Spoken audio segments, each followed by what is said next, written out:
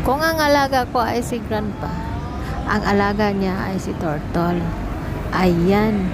'Di ba? Sobrang laki niya.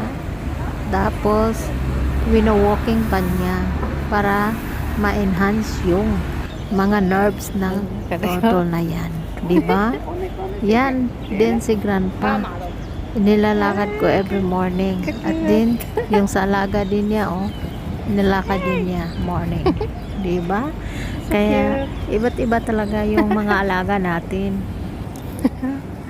Oh. Ay, ya, dahil chika.